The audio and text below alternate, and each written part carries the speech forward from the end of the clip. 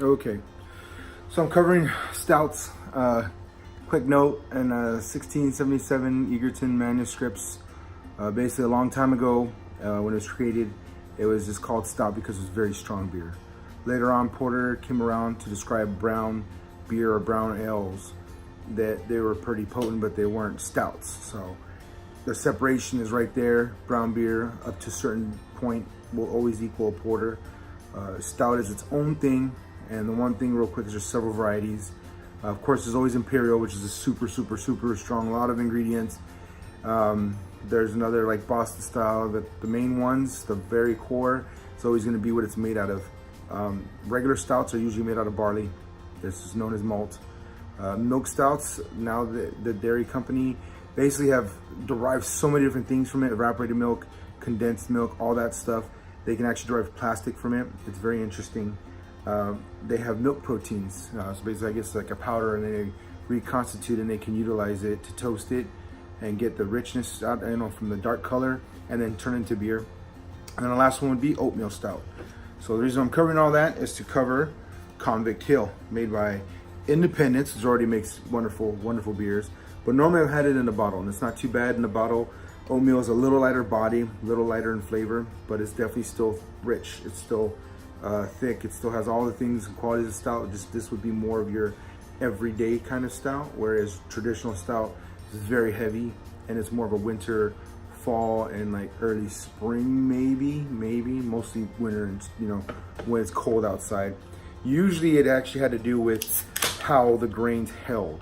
It wasn't really about the weather. It was just the way that you harvest, you had to do something with it, and then it had to make it through the winter, or at least be used during the winter time. And then by then you have your other grains that got turned into other things. So different grains would hold out at different times, and they would use them for different things. Egypt was actually very known for doing that. A lot of their grains would get turned into beer, and then it became good trade, and it would hold for the cold weather. So stouts is more of an island thing, and this is supposed to be the proper glass for it. So let's see. So definitely the body's lighter. I don't know if you can see it on there. You can just tell by looking at it, the viscous of it, the thickness is just, it's different. Uh-oh, now slow down on the pour.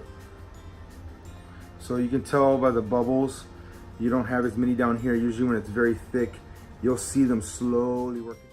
Okay, so I'm back. I'm gonna disconnect this video. It's been a little while, so I went down. There was a good amount of foam, but it was still a light body. Definitely very coffee, a little sweet, a little like nutty, almost like, but in a toasted fireplace kind of way. It's nice. So it seems almost like watery once you get to like barley stouts. You enjoy them. This is really light compared to that, but it still has all the flavor and all the aroma. So definitely, if you're not feeling like a heavy beer, but you definitely want the heavy beer flavor, oatmeal stout's gonna be where it's at. I just want to start a campfire and just hang out and roast some marshmallows. It's pretty damn good. Independence, still got it down. So out of any stout, this is a good one to start off with. It's going to be more intense, but the body profile should help you start gathering and collecting the toasted, smoky, nutty type of flavors going on, and hopefully that help you walk into stouts and not be super overwhelmed. So that's how I say it. Definitely beers you gotta try a couple times, and you'll know if you like them, So IPAs, I've definitely grown on them. Pale ales, I've grown on them, but I definitely started with stouts and lagers and ambers.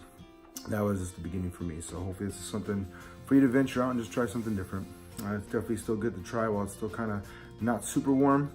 But other than that, just subscribe, be safe, and enjoy a beer.